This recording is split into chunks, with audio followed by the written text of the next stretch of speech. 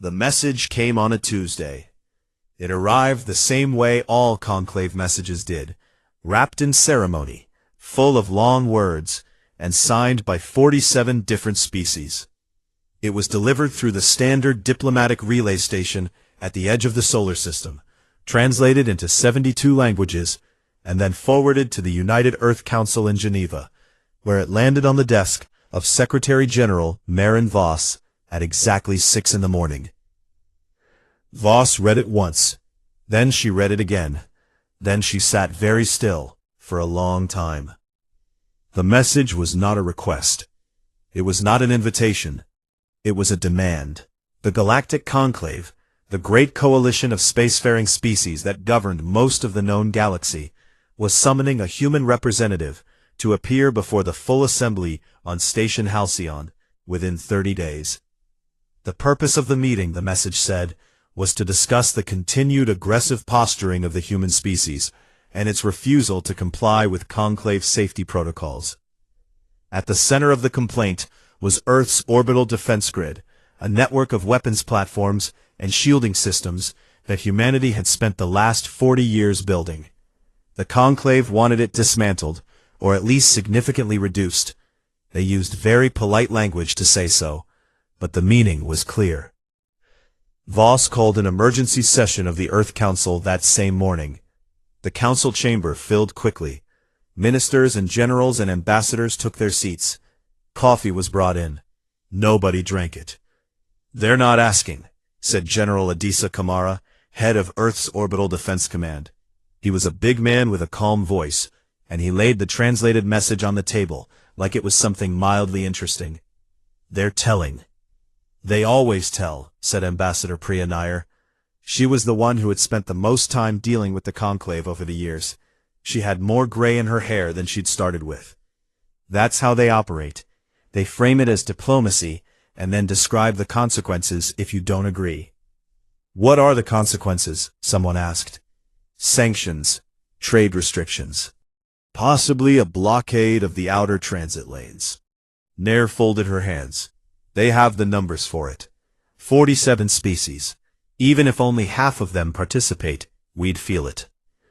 The room went quiet. Humanity had known about the conclave long before the conclave knew about humanity.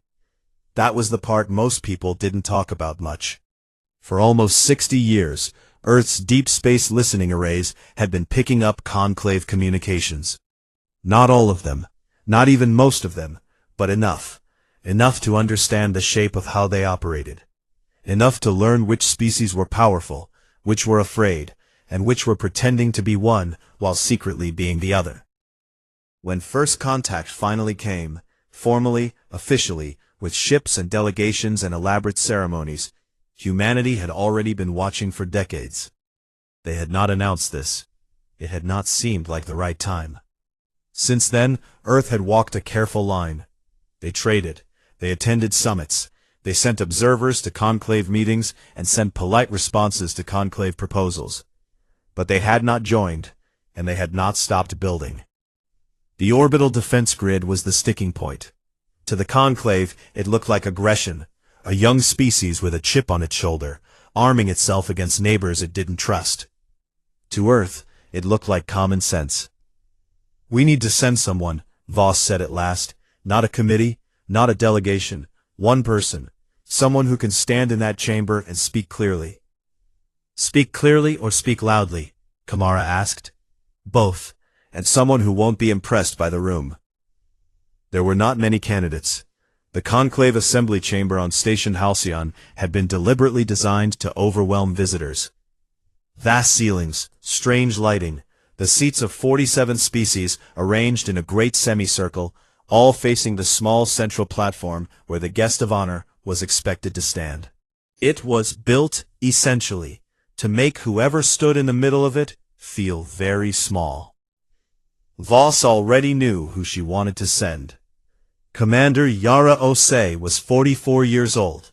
She had served 12 years in Earth's Diplomatic Security Division, and before that had spent 8 years as an intelligence analyst specializing in non-human communication patterns. She had attended 7 conclave sessions as an observer. She spoke 4 alien languages passably, and read 2 more. She had never once, in any recorded meeting with any alien delegation, apologized for being human. She was called into Voss's office late that afternoon. "I need you to go to Halcyon," Voss said. "I heard," Osei said. She sat down without being asked, which Voss appreciated. "They want us to dismantle the grid." "I know. They'll have the whole assembly there, all 47 species. Some of them will be aggressive. Some will be theatrical. Some will try to make you feel like you're on trial." Osei looked at her. "Are we?" Voss considered the question carefully. "No, but they'd like us to think we are." "Then I'll go," Osei said simply, "and I'll remind them of the difference." She was given 30 days to prepare. She spent most of that time in the intelligence archives, reading. Not briefings about the conclave's current position, not policy documents about the defense grid. She went further back, much further. She read about the Drenai Accords of 2189, which the conclave had used to quietly strip the Pell species of their resource rights. She read about the Vulcan incident, in which a pre-contact civilization had been diplomatically persuaded to accept conclave observation drones that turned out to be surveillance tools. She read reports that Earth's analysts had written years ago and filed quietly, waiting for the moment they might be needed. That moment, it seemed, had come. On the 29th day, Commander Yara Osei boarded a single Earth vessel, no escort, no fleet, and headed for Station Halcyon. She carried a small data chip in her jacket pocket. She did not look nervous. Station Halcyon was the kind of place that was designed to remind you of your size. It hung in deep space, at the edge of neutral territory. A structure so large it had its own gravity, its own weather systems in the lower levels, its own small forests grown inside pressurized domes. It had taken 300 years to build, and had been added to by dozens of species over the centuries. Some of the older wings still carried the architectural style of civilizations that no longer existed. Nobody talked about that much. Commander Yara Osei's ship arrived on the 4th morning of the 30-day window. She had come early on purpose. She spent the first 2 days walking the public sections of the station alone, without a guide, without an escort. She ate in the common halls, where crew members from a dozen different worlds sat together and argued about nothing important. She walked through the galleries, where the history of the conclave was displayed in great murals and light sculptures, all of it framed, of course, to show the conclave in the most favorable way possible. She read every plaque. She photographed none of them. She remembered everything. On the 3rd day, she was met by a conclave protocol officer, a tall, thin being called Vaseth, from a species named the Seri, who communicated through a combination of spoken sounds and hand positions. Vaseth had been assigned to guide her to her quarters, explain the schedule, and brief her on the rules of the assembly chamber. Vaseth did all of this efficiently and without warmth, which Osei found perfectly acceptable.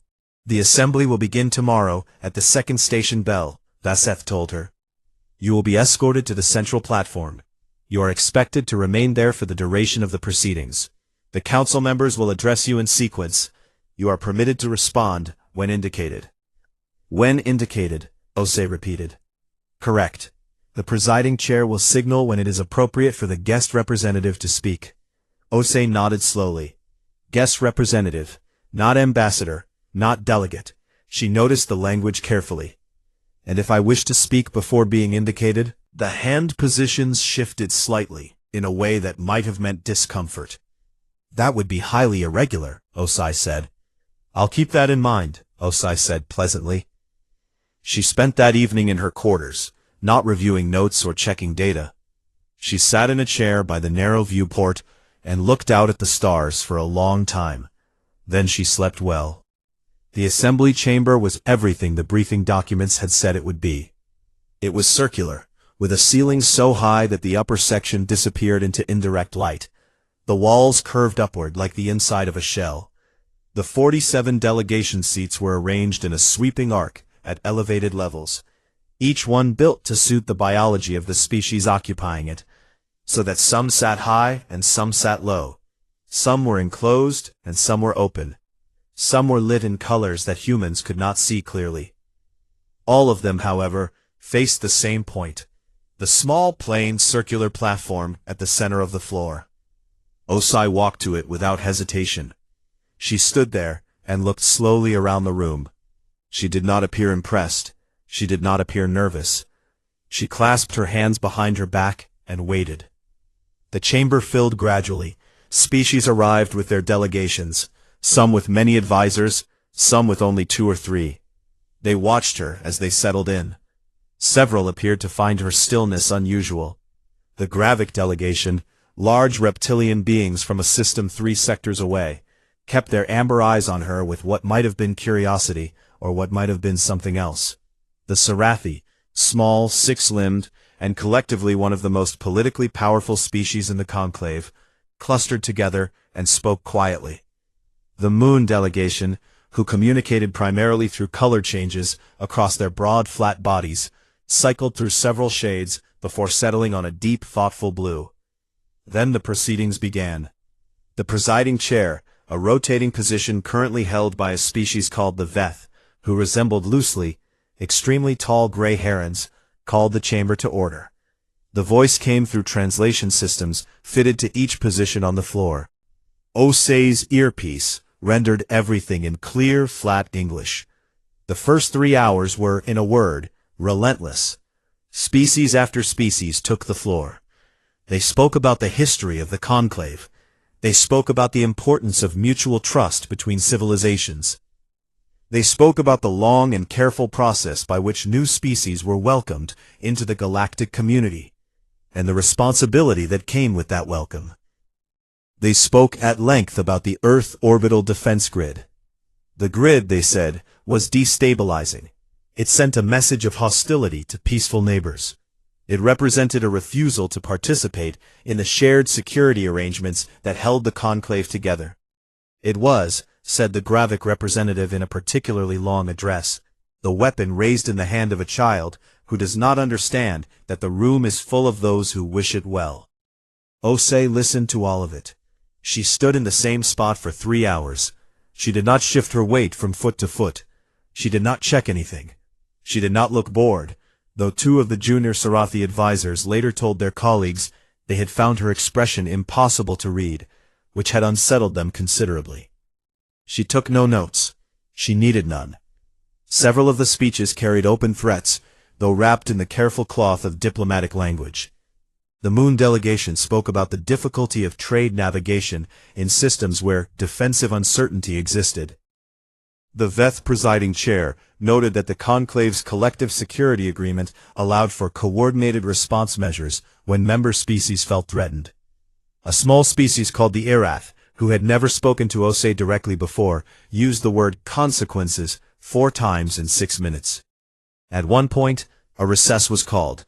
An aide approached the central platform and offered Osei water.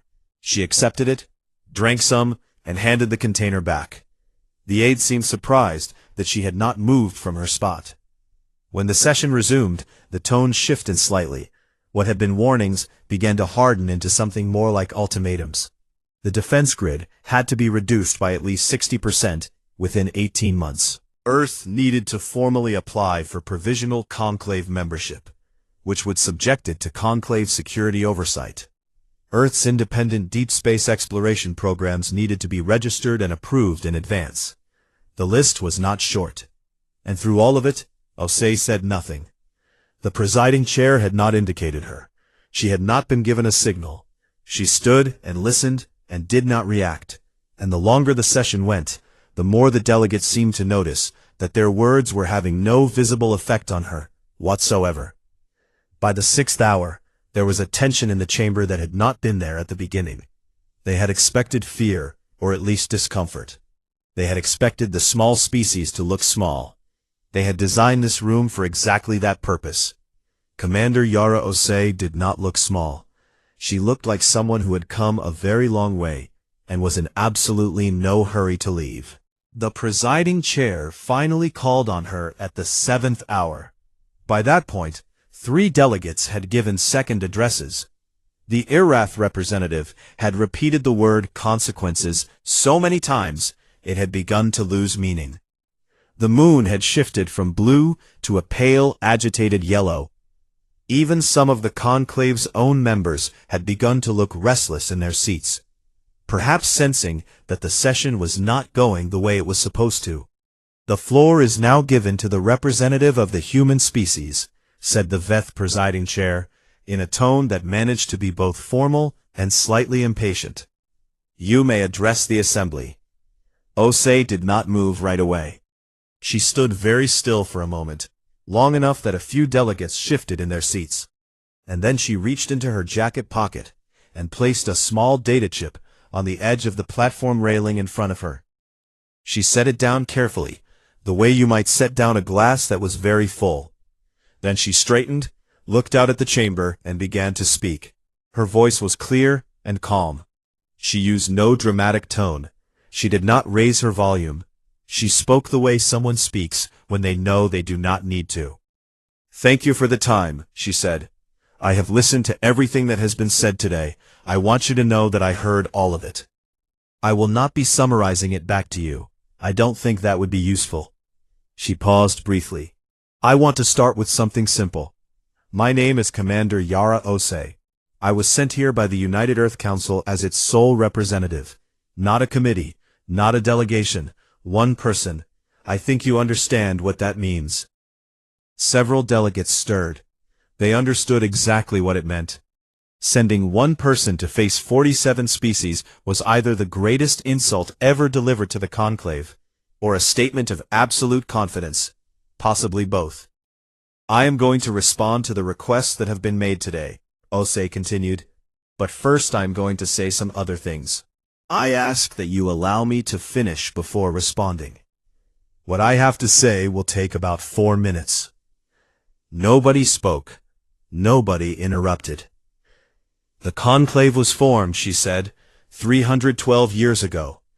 At that time, its founding charter described it as a body committed to the peaceful coexistence of all spacefaring peoples, to the protection of developing civilizations, and to the equal representation of member species in all matters of shared concern.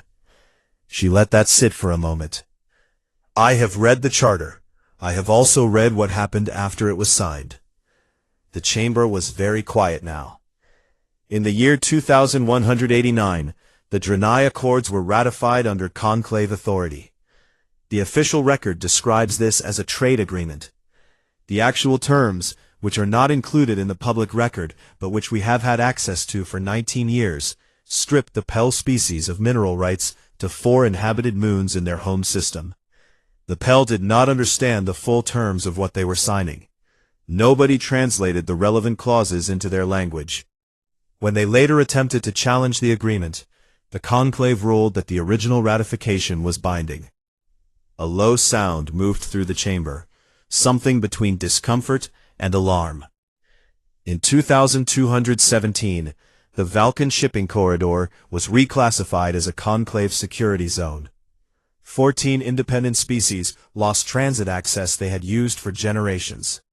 3 of those species appealed the reclassification. All 3 appeals were rejected. The member species that had requested the reclassification, and who then gained exclusive transit access, had contributed significantly to that year's conclave infrastructure fund. Osei's voice had not changed. She was not angry. She was not theatrical. She spoke the way someone reads a list of facts, because that was exactly what she was doing. "I have 31 more items," she said. "I am not going to read all of them today. They are on the chip I placed at the railing. They are sourced. They are verified.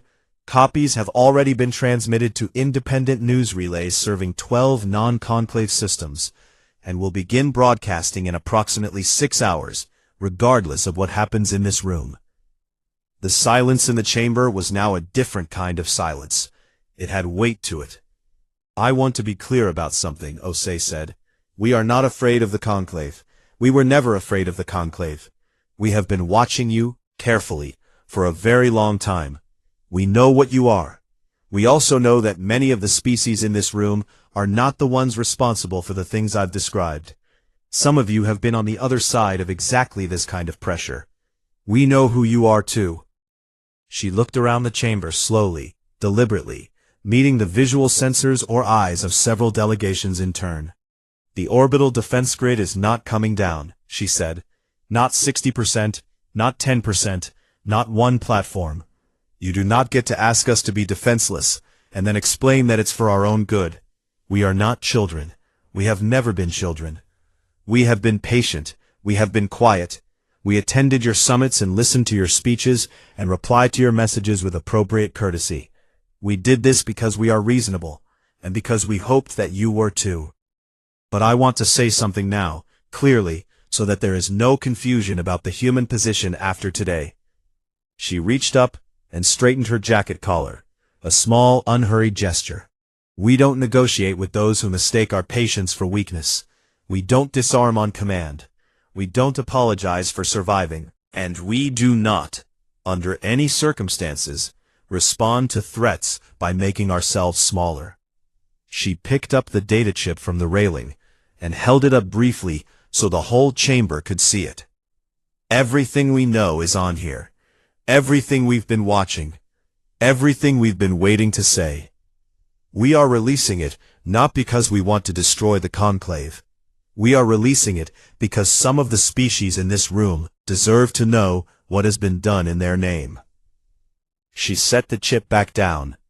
That is the human response. I am done speaking now. She clasped her hands behind her back again and waited. For 3 full seconds, the chamber of 1,000 voices said absolutely nothing at all. The first thing that happened, after the silence, was noise. Not one voice, but many, all at once, breaking out across the chamber in a dozen different languages, all of which were being translated simultaneously through the station's relay system, which meant that Osei's earpiece briefly became a storm of overlapping words before the translation AI prioritized and began sorting them by volume and urgency. The graphic representative was loudest. They were demanding that the session be suspended. They used the word slander twice before the presiding Veth chair called for order. The Sarathi delegation had gone silent, which was far more interesting. The Sarathi were known for many things, and silence in the face of chaos was not usually one of them. They sat very still, their 6 limbs pulled in close to their bodies, and they watched. Osei noticed this. The moon, white with shock since her speech ended, began cycling through colors rapidly. Their internal communications were happening in the color bands outside human visual range. But Osei's suit sensors were logging everything. She would review it later.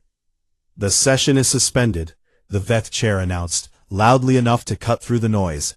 All delegations will remain in the chamber. The human representative will remain on the platform. Osei had no intention of going anywhere. The suspension lasted 40 minutes. During that time, she stood in the same spot and watched the chamber with quiet attention. She saw 3 different delegation heads leave their seats and huddle with others.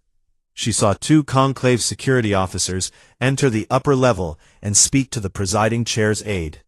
She saw a junior Irath diplomat looking at a data screen, and then looking at her, and then looking back at the data screen, with an expression that, even through the alien features, read clearly as alarm.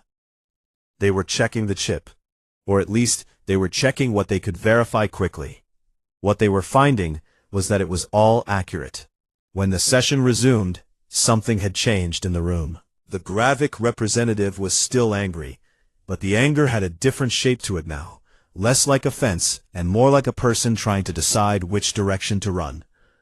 The Irath delegation had moved its seats slightly apart from its usual neighbors, a small physical distancing that carried significance in their culture. 2 of the lesser-known delegations in the upper tier, species that had said nothing all day, were now speaking quietly to each other with obvious urgency. The Veth chair spoke carefully. The assembly notes the statements made by the human representative. These statements raise matters of significant concern that will require full review. In the meantime, the conclave requests. The conclave requests, interrupted a new voice. Everyone turned. The speaker was Delegate Orun of the Sarathi. She had risen from her seat, slowly, formally, and her voice through the translation system was clear and precise. The Sarathi rarely interrupted.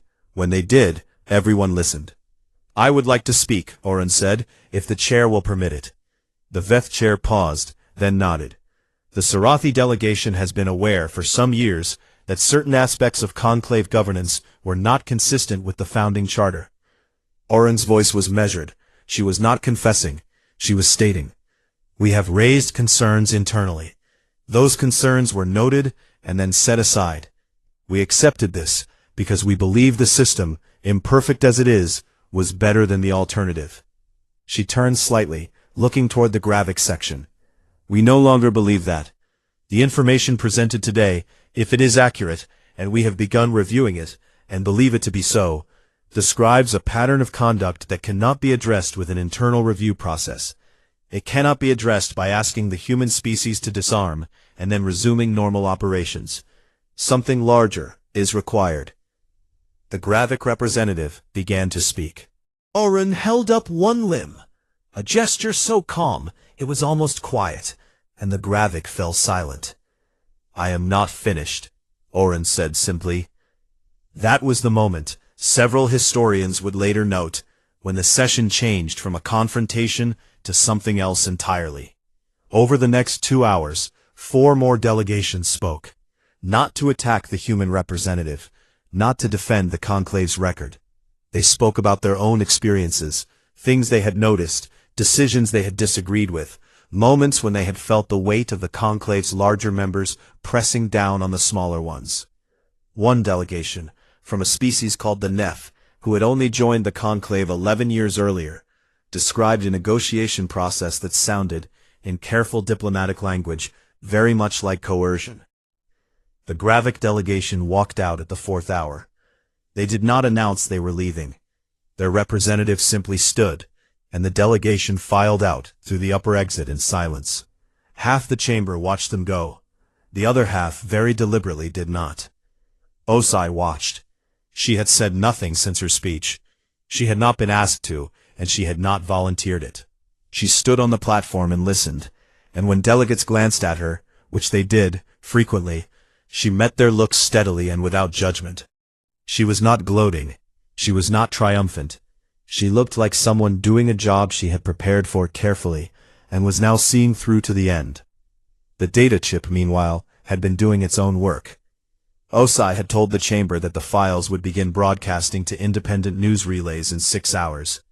What she had not mentioned was that she had also transmitted them, 30 minutes before the session began, to the private communication systems of 14 non-conclave species, civilizations that the conclave had been negotiating with for membership, who had been told very particular things about what the conclave was and how it operated. Those species were now presumably having very different conversations among themselves. By the time the 6th hour of the resumed session came around, 3 delegations had formally requested that the session minutes be transmitted in full to their home governments for independent review. The Veth presiding chair, who had spent most of the afternoon looking increasingly like someone who wished they were somewhere else, agreed to the requests. There was no more talk of the defense grid. Nobody brought it up again, not because the subject had been resolved, but because it had become clear to everyone in the room that the ground had shifted under them entirely. Demanding that Earth disarm now would be like demanding that someone hand over their keys while your own house was on fire. Osei picked up the data chip from the railing when the session was finally adjourned. She put it back in her jacket pocket. Then she walked off the central platform, the same platform she had stood on for nearly 8 hours without a break, and made her way toward the exit. Delegate Orun fell into step beside her. "You planned this for a long time," the Sarathi delegate said. "It was not a question." "We've been ready for a while," Osei said. "You waited until they pushed," the delegate noted. "We wanted to be sure it was necessary." Orun was quiet for a moment. Then she said, "What happens now?" Osei thought about it. That depends on what you want the galaxy to look like in 50 years. They walked the rest of the way to the corridor in silence, and it was the most comfortable silence either of them had felt all day. The galactic conclave did not collapse overnight. These things never do. Large structures, political, physical, or otherwise, rarely fall in a single dramatic moment, no matter how much the stories later make it seem that way. What happened to the conclave happened the way most great changes happen, slowly, then all at once, and with a great deal of arguing in between. In the first week after the Halcyon session, 3 member species formally requested a full independent audit of conclave records going back 40 years. The conclave's administrative council denied the request, citing procedural rules. 2 of those 3 species then suspended their participation in active conclave sessions, pending the outcome of their own internal reviews. The 3rd species, the Neth, who had described the coercive negotiations in their membership process, did something more direct. They published their account. The news relays that OSI had transmitted to were already running the files from the data chip. The Neth account added a personal dimension that the files alone did not have. It had names in it, it had specific dates, it had quotes from conclave representatives, preserved in the Neth's own diplomatic logs, that read very differently from the official record. The response across non-conclave systems was significant. 4 civilizations that had been in the process of formal membership negotiations quietly withdrew from those discussions. Several trade agreements were put under review.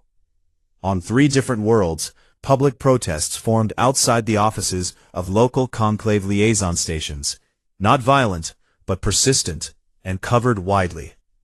Within the conclave itself, the damage moved along fault lines that had always been there. The larger, older species, the Gravic, and others like them who had been in the conclave since its early centuries, pushed back hard. They called the disclosures politically motivated. They called the Sarathi delegation traitors to conclave unity. They proposed rule changes that would have made it harder for member species to publish internal communications, which had the useful secondary effect of making it extremely obvious why they wanted that rule. The smaller and newer species moved the other way. 2 months after Halcyon, a group of 11 member species submitted a joint proposal to reform the conclave's governance structure. They called for equal voting rights across all members, regardless of size or age of membership. They called for an independent oversight body with the power to review internal decisions. They called for a new charter, one that said what the original had said, but this time with mechanisms to ensure it was actually followed. The proposal was rejected by the Administrative Council. The 11 species then announced that they were withdrawing from the conclave and inviting others to join them in forming a new body. 17 more species accepted within the week, then 8 more, then 5. The conclave, which had held together for over 3 centuries, lost 31 of its 47 members in the span of 4 months. What remained was technically still called the Galactic Conclave, but it looked very different, older, smaller, and very aware of how quickly the world had changed around it. The new body was named the Interspecies Assembly. Its founding charter was short, specific, and written in plain language that was then translated carefully into all 47 member languages before being ratified, which took longer than anyone wanted, but which everyone agreed was important. The charter said that every member species had 1 vote. It said that governance decisions required a documented majority. It said that all deliberations would be recorded and that records would be available to all members. It said that any species applying for membership would be told the full terms of that membership in their own language, by a translator they chose, before signing anything. It was, in the estimation of most observers, a better document than the one it replaced. The question of who should preside over the Assembly's first formal session was harder than expected. Earth was the obvious answer, and the obvious problem. Humanity had, in a sense, caused all of this, or at least had been the trigger. Some species were grateful, others were more cautious. Several were quietly worried about replacing one dominant power with another, which was a reasonable concern that the Earth Council, to its credit, took seriously. Secretary General Voss sent a message to the Assembly's organizing committee before the vote was held. It said that Earth was not seeking the presiding role. It said that Earth believed the first president of the Assembly should be from a species that had experience being on the receiving end of the old system. It said that Earth would support whichever candidate the founding members chose, and would do so without conditions. The organizing committee nominated Delegate Oron of the Sarathi. And then, without much discussion, they nominated Commander Yara Osei as the Assembly's first presiding mediator, a role that was new, specifically created, and which carried no voting power. The mediator's job was to run sessions, manage procedure, and ensure that every species in the chamber felt heard. It was not a glamorous title. It was not a powerful one. It was, however, the role that held everything together. And every species that nominated Osei for it said in their own way the same thing. They trusted her to be fair. Osei accepted. She stood at the front of the new assembly chamber, smaller than Halcyon, simpler, with seats arranged in a full circle, so that no species was elevated above any other, and called the first session to order. It was not a grand speech. She thanked the members for being there. She read the first 2 paragraphs of the charter aloud. She said that the Assembly's first order of business was to establish its oversight committee, and she asked for nominations. Hands and limbs and lights and sound patterns went up around the circle. She called on the first one and wrote down the name carefully. Back on Earth, the orbital defense grid remained in full operation. Nobody had asked for it to be reduced. Nobody was going to. In her office in Geneva, Secretary General Voss watched the first session broadcast on a small screen on her desk. She watched Osei take the first nomination, and move to the second and then the third, her voice steady, her posture unhurried, the room moving exactly the way a room moves when the person running it knows precisely what they are doing. Voss thought about the long years of watching, the careful patience. The decision to say nothing until the moment was exactly right, and then to say everything all at once. She thought about the chip in the jacket pocket. She thought about a species that had spent 60 years being underestimated, and the quiet, specific, and very complete way in which that had turned out to be the other side's problem. Then she turned off the screen, picked up the next briefing document on her desk, and went back to work.